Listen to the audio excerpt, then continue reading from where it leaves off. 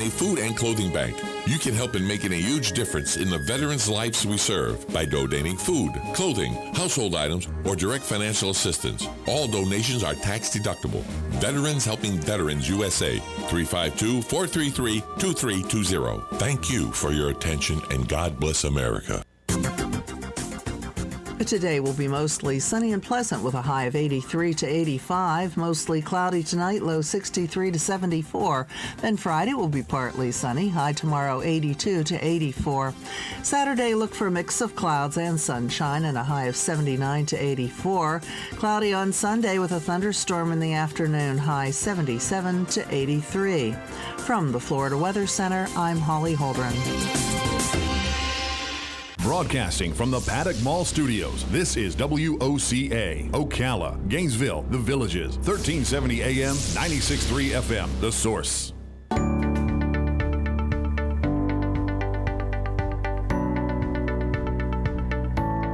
And welcome back to the show. You're listening to AM Ocala Live, 96.3 FM, 1370 AM, The Source, moving right along with our Thursday show here. As we're making our way to the top of the 10 o'clock hour. And with that mentioned, of everything that we've had 2020, it's nice to be in the month of October. And in the mindset here, as poet, filmmaker Tomos Roberts never garnered much attention when he read his poems to the crowds in his hometown of London, but his touching video in which he reads his heartfelt poem, The Great Realization, a hopeful tale for a post-COVID-19 world, captured the hearts of millions, becoming a worldwide sensation. And on the phone, we have him right now, Mr. Tomos Roberts. Good morning. Thank you for joining us. Thank you for having me, Adam. Thank you. Absolutely. The Great Realization, a beautifully illustrated children's book, which the Today Show recently recommended to ease kids' anxiety about coronavirus, and really good there nonetheless. And we're glad to have you on to talk a little bit about it. Yeah, that's my pleasure. I'm thrilled to be here. Absolutely. So with this book, as mentioned, it's a heartfelt poem that you wrote for your younger brother and sister in response to the COVID-19 pandemic. Yeah, completely. So to give you the briefest bit of backstory, I was working as a filmmaker for a big company in the UK. I was making videos for their Instagram account, and then when lockdown hit, my job just ceased to exist. Mm-hmm. So I had to move back in with my dad and my little brother and sister, and it was a very, my dad, my mum, and my big sister all work in the hospitals. So they were off saving the country, and I was left in this sort of daddy daycare type situation where these two little guys who I'd never had to look after before were looking to me for all the answers, and I didn't have any. So, so I started treating these poems and these videos as projects that we could do together to try and demystify what was going on. And we know so much about this past year and everything dealing with COVID-19, just such a tumultuous time. And then it's, I think, fascinating now as we are making or rounding the corner, as we say, with it, is the idea that from this point, we start to realize just how many people had so many different perspectives of what they went through. And for you yourself, this was a way to kind of recognize that with your perspective of it, how that needs to be handled for children and everything else. No, completely. I think it's very easy to get caught up in the busyness of life, and this is something that I think we're all guilty of from time to time. I know, from my own perspective, I often found myself so wrapped up in what I had going on that I didn't look very far beyond that. And suddenly, I had to be responsible for two little ones. And I really I deeply believe that in adopting more responsibility, in bringing more responsibility into your life, you really feel a greater sense of meaning. And that's something that can be useful to so many people. So, I feel strangely grateful for the, for the situation and the way it panned out. Although, naturally I'm aware that there's been so much difficulty and so much suffering this year that, I don't think we can write it off as a good thing, but I think it's really important to try and find any positives we can from a bleak situation. What was sort of your demeanor or mindset when you thought, I want to do this, but when you're also thinking about them and the right way to do it, when you want to bring it to their level, but you don't want to be, so graphic, but you want to be positive. What went into your mindset about the best way to do this, to come away with this book?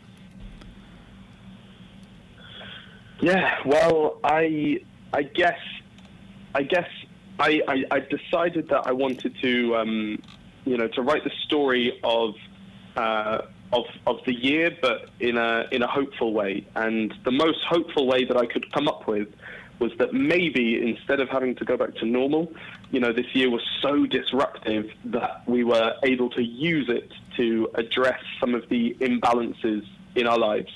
And this year would be the first time that we actually get to have them laid bare in front of us, and we can't ignore them anymore. And, we can put some things to right.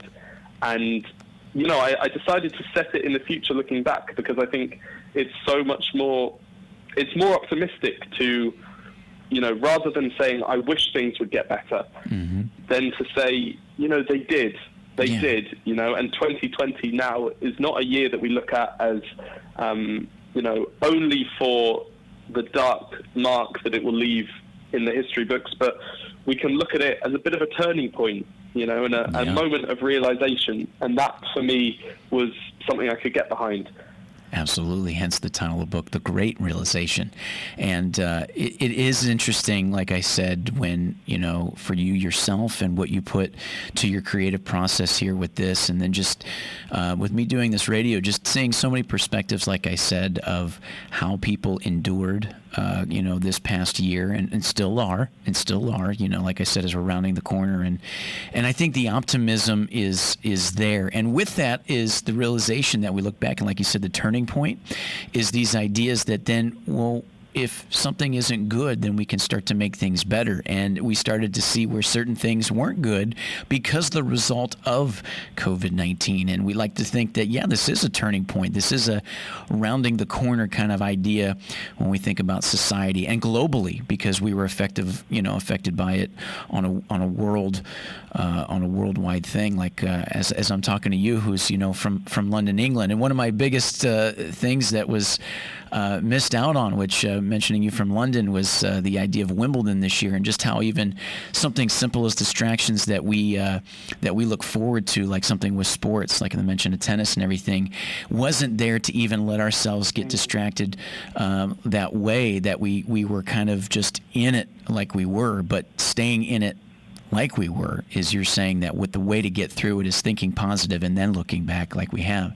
And it's great to have you on here talking about it. It's getting absolutely great reviews here on even Amazon. They say that this book is a gem, and it makes a perfect gift for anybody who obviously has endured the COVID-19 pandemic of 2020. And they say it's a magnificent work of art. And I wanted to ask you about the illustrations. Did you do the illustrations yourself, or was there somebody who had helped? No, I was incredibly lucky. The HarperCollins allowed me to team up with this Japanese illustrator called Nomoko. And, wow. What I tried to do with words, she was able to do with color and with imagery. And, together we've been able to pool our forces and to create this book that I really hope more than anything can serve as a tool for parents, because whether we like it or not, we're never going to forget 2020. And I think, many parents are going to want to explain it to little ones. And I hope this can, help make that process a little bit easier. Absolutely. As we're coming to the top of the 10 o'clock hour, Thomas Roberts, where can the listeners go to find more information on the book? My website, probably tomfoolery.com, or it's available anywhere that books are sold in the U.S. Absolutely. Well, thank you for the time, and you guys have a great weekend. We appreciate it. Thank you. More Ocala Live coming your way. We'll be back right after this.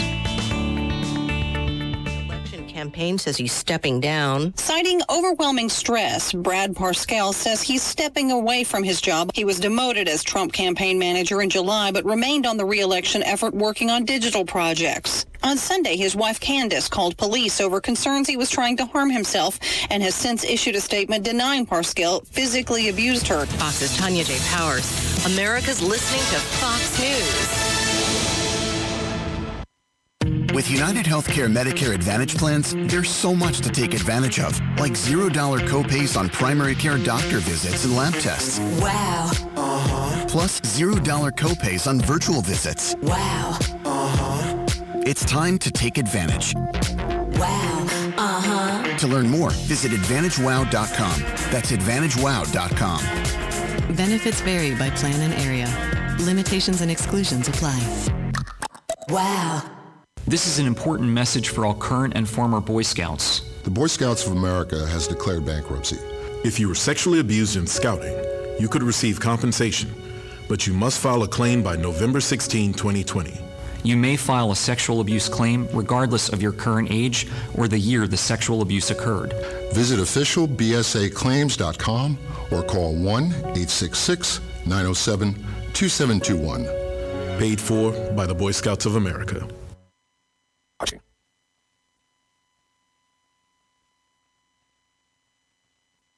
Broadcasting from the Paddock Mall Studios, this is WOCA, Ocala, Gainesville, The Villages, 1370 AM, 96.3 FM, The Source.